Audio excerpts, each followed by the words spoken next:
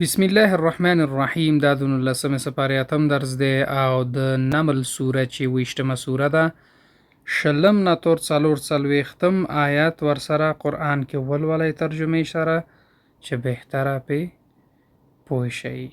ترجمې سره یې ولولئ چې بهتره پې پوه شئ. اعوذ بالله من الشیطان الرجیم. یخرج الخبأ، مفهوم دی چې را اوباسي پټ. ما لي لا أرى الهدهد، مفهوم دا دی چې څه دي ماته نه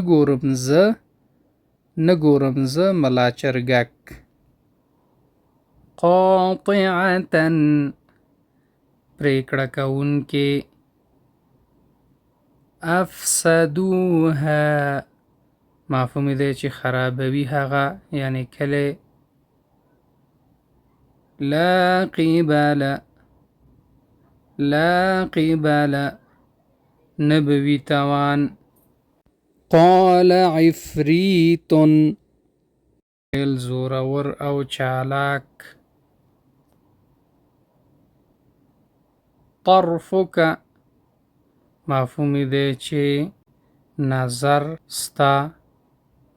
ستا. کریم، مفهوم دی کرم والا.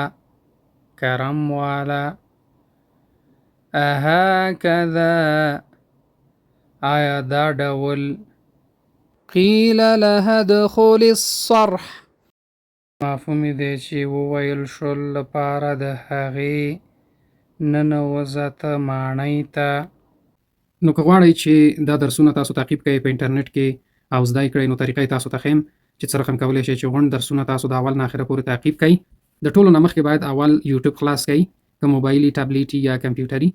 دغسې تاسو ته به دغسې سرچ بار د یوټیوب ظاهر شي، نو دې ځای کې به تاسو دغه قسمت کې ولیکئ چې 2 ټي وي، فاصله به ورکئ ټي وي. نو بیا به سرچ کوئ 2 ټي وي چې ولیکل، سرچ نه بعد دغه تاسو ګورئ، زه به تاسو ته راښه کړم. دا به تاسو سلیکټ کړئ، دا به تاسو اوکې کړئ. صحیح ده. دا هم چې اوکې که 2 ټي وي چینل تاسو ته خلاص شو. نو مهمترین بخش چې دی دغه دی، سبسکرایب. د سبسکرایب بټن له به فشار ورکړئ چې سبسکرایب شي. دغه دی سبسکرایب. دا اوس سبسکرایب شو. بعد د دې نه چې دا سبسکرایب هم که، نو دا ډیر مهم ځکه دی سبسکرایب چې تاسو ته به همیشه د دې معلومات راځي. کومه ویډیو چې د درس باره کې راځي، نو تاسو ته حتما معلومات راځي چې نوې ویډیو راغلې، تاسو کولی شئ خپل درسونه تعقیب کړئ. نو دې نه بعد به موږ پلی لیست سلیکټ کړو.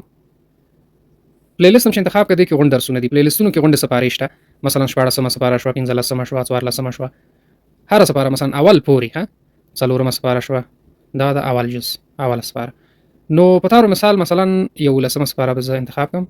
اوس دې کې چې دي دا درسونه دي، مثلا هر درس چې تاسو وکاري، مثلا دویم درس دی، مثال دا دویم درس دی. اعوذ بالله من الشیطان الرجیم، دا د 11مه سپارې دویم درس دی او د سورۃ التوبه چې 9مه.